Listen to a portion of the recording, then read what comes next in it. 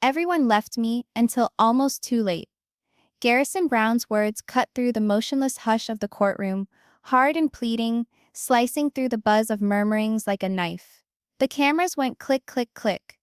Reporters leaned in with pens hovering over their notebooks, and the whole room collectively bated its breath.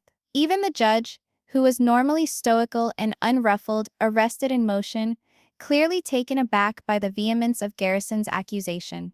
The courtroom was full to overflowing. Friends and foes and strangers alike had come, understanding this trial to be no routine proceeding. Whispers of corruption, betrayal, and staggering financial loss had swept the city for weeks. And now all were to see the man at the center of the maelstrom speak his truth at last.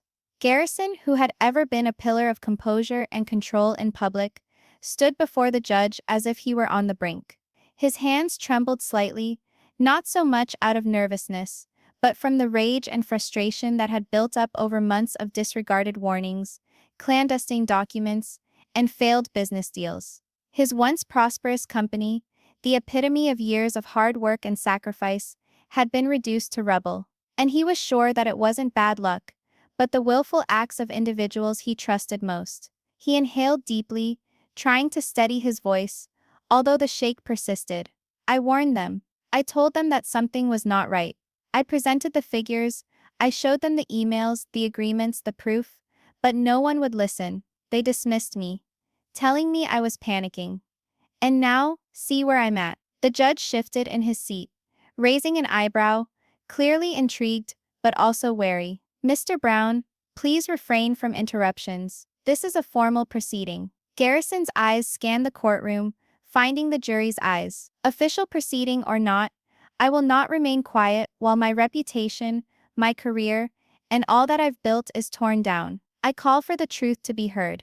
His voice rang off the high ceilings, rebounding against the walls, with no corner of the room unscathed by the force. The prosecution leaned back in their chair, a small, knowing smirk curling on their lips. Mr. Brown, with all due respect, this isn't about your personal grievances or your failed business. This trial is about alleged embezzlement, contract breaches, and accusations that affect multiple parties. Personal complaints have no place here. Garrison slammed his fist on the polished oak table, the sound echoing like a warning bell across the courtroom. Documents on the desk rustled in the unexpected shockwave of sound. No, you don't understand.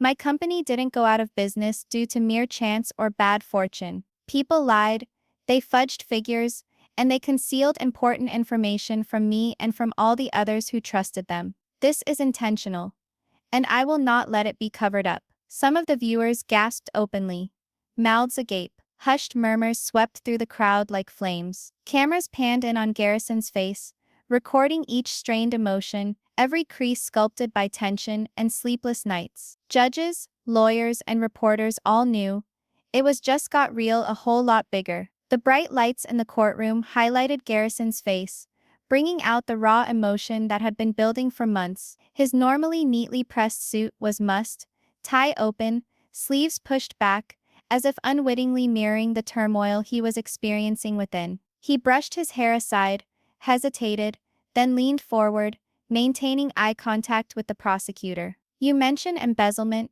contracts and accusations, Garrison said, quieter now, but piercing like ice. But what about the emails I sent, the reports I filed, the warnings I screamed into the void? What about the evidence I provided that clearly demonstrated that my business was under attack? Did you read it? Did anyone even glance? The members of the jury looked at one another nervously, the air in the room thick enough to cut with a knife. Some leaned forward from their seats, captivated, while others knit their eyebrows, attempting to keep up with the tempest unfolding before them. This was not only a trial. Here they were seeing a man battle for his life, for his dignity, for the truth. Garrison hesitated for a second, allowing the silence to take its effect. There were only the soft rustling of papers, the faint hum of the air conditioner, and the occasional clicks of cameras recording everything. Then, with renewed vigor, he continued to speak. My company, my staff, my workers, everyone paid the price for that, because individuals who ought to have been truthful decided to lie. They lied to cover their own errors, concealed the fact, and now they want to pin the blame on me. Not here, not today, not ever. The judge, at last sitting forward, spoke in a controlled voice. Mr. Brown, I can see your anger, but be sure to speak through your attorney. The court's purpose here is to review facts and evidence, not feelings. Garrison inhaled deeply, his head tilting slightly, but his blaze was not lost. I see, Your Honor, but make it well known that each and every piece of evidence you will hear today, each and every testimony, each document, confirms one thing: I was ignored, dismissed, and discredited by those I trusted. And now, the truth at last will emerge. The courtroom at that moment appeared to be holding its breath collectively. Onlookers, attorneys, and reporters all inclined forward, knowing something historic was to be disclosed. Cameras shot close up, capturing the unfiltered emotions on Garrison's face: anger, frustration, fear, and resolve all entwined. Even the prosecution, who had seemed so confident at the beginning, seemed a bit nervous. The trial had started out as a straightforward legal process, but Garrison's opening arguments had turned it into a drama of suspense, intrigue, and expectation. Everyone in that room knew this was not just a dispute over business. This was a battle for justice, and Garrison Brown was willing to go to the limits to prove it. As the gavel came down, announcing the proceedings to be in session, Garrison stood up straight, his eyes burning with resolve. Let the truth come out, he stated, voice firm and unshakable. Let the world view the truth they had ignored for so many years. The room was charged with tension. Cameras popped once more. Reporters wrote faster than they could think, and the jury bent forward as the trial was on officially. The scene was set.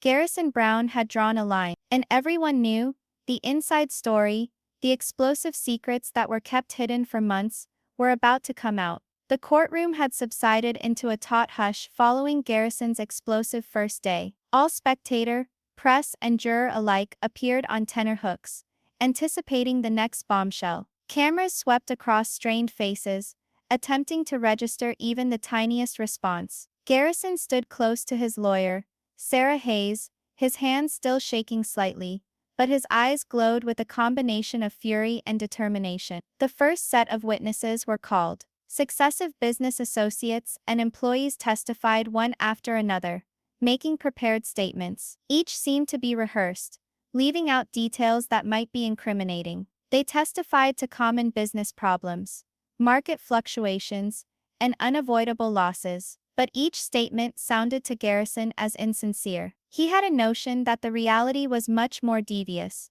and now he had the proof. At last, the most unlikely, quietest witness of all was called forward.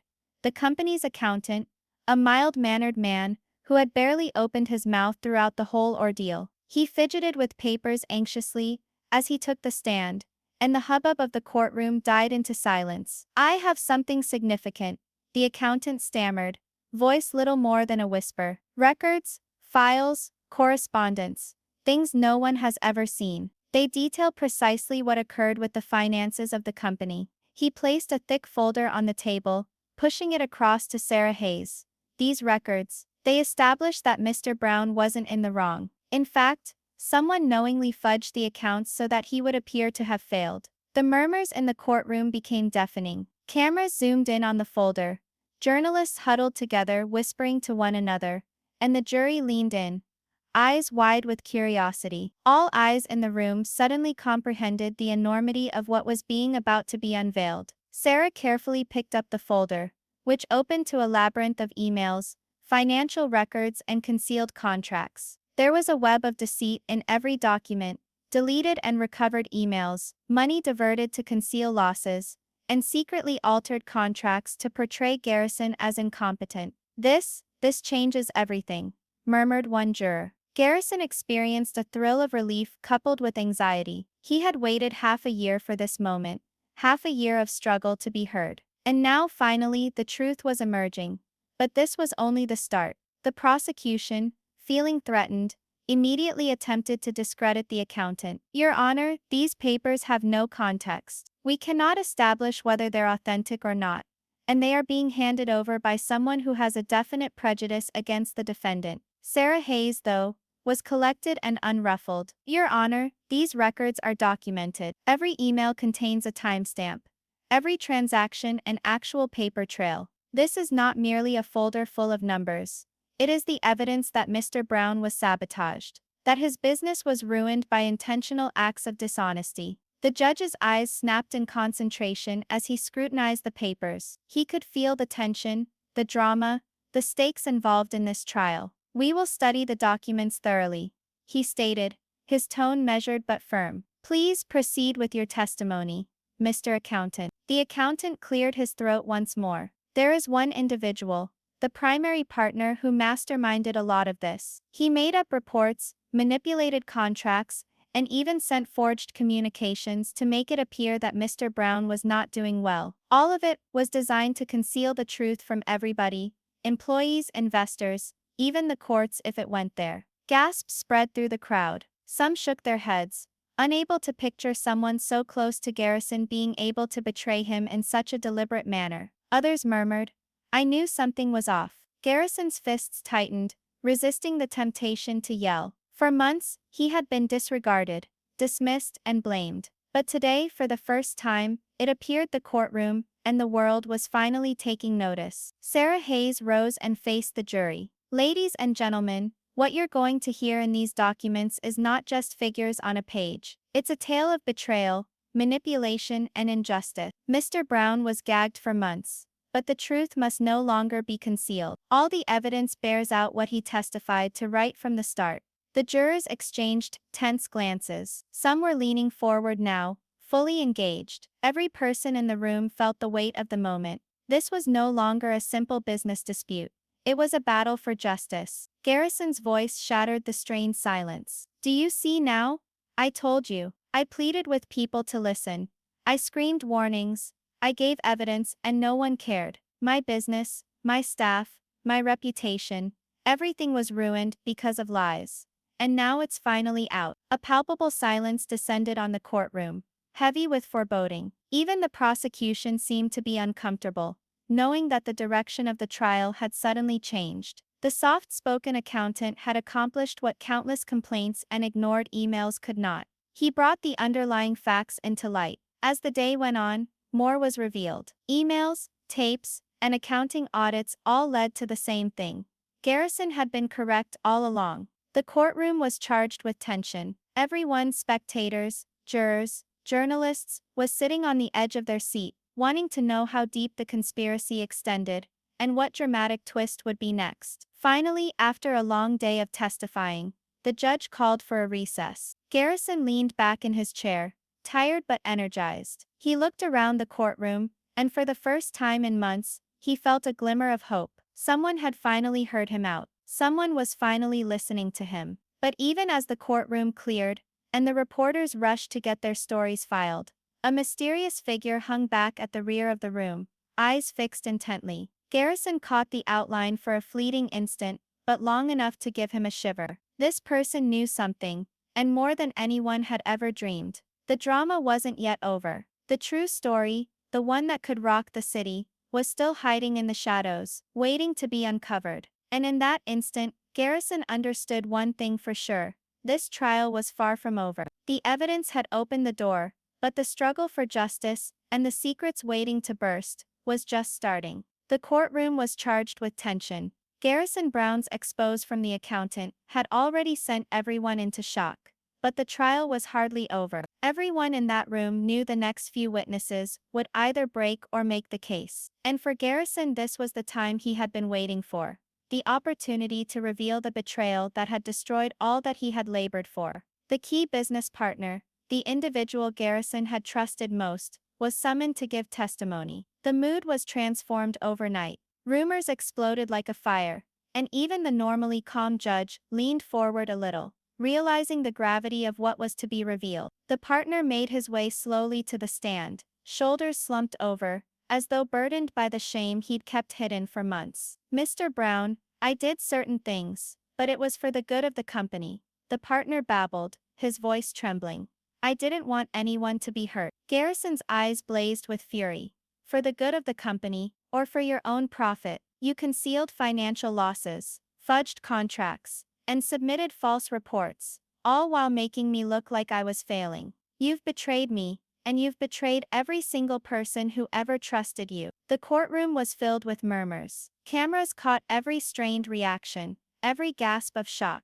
The jury hunched forward, their faces strained, as spectators leaned forward and whispered nervously to one another. The city watching live on television was fixed on the screen, waiting for the dramatic confrontation. Sarah Hayes, Garrison's defense lawyer, approached carrying a pile of documents. Your Honor, we have solid proof demonstrating that the lead partner willfully manipulated accounts, moved funds, and concealed losses from Mr. Brown. I present to you emails and agreements, illustrating purposeful manipulation and misrepresentation. The judge seized the documents, reading them attentively. The balance of the evidence was obvious. Even the prosecution hesitated, looking worried as they noticed the case had dramatically changed direction. The face of the partner went white as Sarah read one incriminating email after another aloud. Each communique listed secret meetings, fake signatures, and willful misreporting of funds. Every sentence painted a picture of betrayal, so cold that the courtroom remained speechless. Garrison sighed,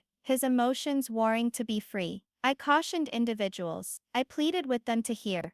I yelled. I recorded. I even attempted to protest right in your face, but all for nothing. And now, here is reality. Everybody can see this. The members of the jury were giving each other nervous looks. Some of them were sitting forward with their mouths open in shock, and others nodded slightly, at last seeing the sense in Garrison's version. The courtroom seemed to be poised at the brink of a tempest, and the final act of the treachery, the tapes. Sarah Hayes hit play, and a quiet whisper swept through the room. The partner's own voice echoed in the courtroom, recorded as he confessed to fudging the books and concealing the losses. He's not supposed to know. Everything has to look like it's his fault, the voice said with calculated coldness, as if to verify what Garrison had long suspected. The air grew thick. Even the judge craned forward, clearly unsettled. This is damning evidence, he whispered. The prosecution moved to catch up, objecting to the recording's admissibility. But the defense were quick to counter, displaying the timestamp and source evidence that it was genuine and had not been tampered with. The tide could not be turned back. Garrison's sense of vindication was overwhelming. Following months of being brushed aside, blamed and dismissed, the world could finally see the truth. His company had not been brought down by failure or mismanagement, but through deliberate sabotage from one whom he had implicitly trusted. But even as the courtroom drank in the shock, there was a dark form watching in the shadows at the rear. A face whose gaze followed Garrison's every step, watching silently, calculating silently. This wasn't simply a breach within the firm, this was something more, something sinister. As the day was ending, the judge ordered a short recess. Garrison leaned back in his chair, tired but determined. He understood the most difficult part wasn't done yet. The betrayal had been uncovered through the evidence, but the anticipation still hung around. The jury still needed to decide, and further revelations were possible at any second. Garrison looked over toward the rear of the courtroom before he left. The dark figure remained, almost imperceptible but certain. A shiver traveled down his spine. Another person was aware of secrets that had not been made public yet, and his or her next step could alter everything. For the first time in months, Garrison permitted himself a modest, guarded hope. He had struggled for truth and justice, and he was now being heard. But the burden of what was still in the shadows reminded him. This fight was hardly won. The deceptions had been revealed, but the tale wasn't complete. And the suspense, the tension, and the threat were only getting stronger. The courtroom was charged with anticipation. Tension had built to its breaking point following the revelations and incriminating evidence laid against the prime partner. Garrison Brown sat patiently at the defense table, his hands bunched together, heart thumping like a drum. He had invested months of anger, fear, and hope in this trial, and now it all boiled down to the jury. Outside the courtroom, the media circus was uncontainable. Reporters swarmed the stairs, hollering questions, the popping of camera flashes illuminating the city. Social media went wild with rumor. Is Garrison finally going to get justice? Was all the headlines said. But inside, nothing else mattered but what the jury would say. The judge coughed. Ladies and gentlemen, The jury has been out for a few hours. We will now hear the verdict. The eyes of every person in the courtroom moved automatically to the jury box. Even Garrison, who had prepared himself for months, felt a nervous excitement shiver down his spine. The foreperson stood up, gripping the verdict sheet tightly. The room was stilled, as if the very air had become heavy. All eyes, from the reporters to the spectators, leaned forward, each set of lungs suspended in held breath. "We, the jury," the foreperson started, her voice firm but weighted with tension, "have reached a verdict." Garrison's heart beat faster. The months of warnings dismissed, the lack of sleep, the mental agonies, all boiled down to this second. The foreperson hesitated, allowing the impact of the words to be absorbed. "We find the accused guilty of conspiring against Mr. Garrison Brown, tampering with his business accounts, and willful financial damage." A gasp ran through the courtroom. Cameras flashed uncontrollably. Some of the spectators shouted in shock, and others murmured, "Justice at last." Garrison experienced a sense of relief and vindication. His struggle, his warnings, and his tireless quest for the truth had finally been rewarded. Tears filled his eyes as he glanced at Sarah Hayes. "We did it," he breathed, voice shaking but with thankfulness. They finally listened, but even in victory, there was a shadow of doubt. Garrison's gaze fell upon the same dark form he had seen earlier, waiting by the rear of the courtroom. The figure did not stir, their eyes on him, a subtle, unnerving smile on their lips. The judge, sensing the tension in the courtroom, ordered order. "The verdict has been rendered. The court thanks the jury. We will now recess." As individuals started to exit, there was a mad dash by reporters for statements from Garrison and his lawyer. Cameras trailed him, but his eyes were fixed on that residual figure. Whoever they were, their presence was a silent reminder. Though the verdict had been reached, the story and suspense were hardly finished. Garrison emerged into the sunlight, taking a deep breath. He had emerged victorious this time. Justice had been served, his honor had been restored, and the whole truth about the sabotage had been revealed at last. For the first time in months, he felt a ray of hope for the future. But even in victory, he understood that there were battles not fought. The presence of the shadow figure suggested unspoken secrets that were still to be uncovered, threats that had not yet risen to the surface, and a tension that would not die quickly. The city followed, transfixed by the live coverage, as Garrison stepped away from the steps of the courtroom. Bystanders clapped, reporters yelled, and Twitter went wild with congratulations. But the tension lingered. What would the enigmatic stranger do next? Was it over, or merely the start of a bigger, more sinister tale? Garrison understood one thing for sure. The battle for truth was never an easy one, and the specter of betrayal and deception could return at any time. The judgment had been delivered, yet the suspense and the tale was far from over. The courtroom was clearing, but the tension remained, like an indomitable storm. Garrison Brown walked out into the sunlight, fatigue marked on his face. His triumph was evident. The jury had given their verdict. Justice had been done, and the truth regarding the sabotage of his company had finally emerged. For the first time in months, he felt the burden on his shoulders ease. Reporters crowded around him, screaming questions, taking pictures in his face. But Garrison hardly registered them. His gaze was on the horizon, filled with relief, but caution too. He recognized that this trial had revealed the deceit, but it hadn't necessarily revealed all the players on the field. The mysterious figure he had seen in the courtroom continued to haunt him, a quiet reminder that the tale was far from over. Sarah Hayes accompanied him, providing a little comforting smile. "You did it, Garrison." They listened. "The evidence, your tenacity, it all worked." Garrison nodded, though his gaze never wavered from the crowd. "Yes, we won this war. But something about this feels like it isn't over yet. Someone else knew about this. Someone who's still on the loose. And they won't be pleased I revealed the truth." With the throng of onlookers and journalists swarming around him, Garrison was aware of discreet glances from passers-by on the street, as if they as well were included in an unseen story. The city had seen his exoneration, but an atmosphere of suspense remained, almost palpable, as if shadows of deceit had not yet dissipated. He breathed deeply and walked on down the steps of the courthouse. The wind played with the papers in his hand, sending some of them flying into the air. A symbolic reminder that although justice had been delivered, there were still fragments of the puzzle drifting about, questions yet to be answered.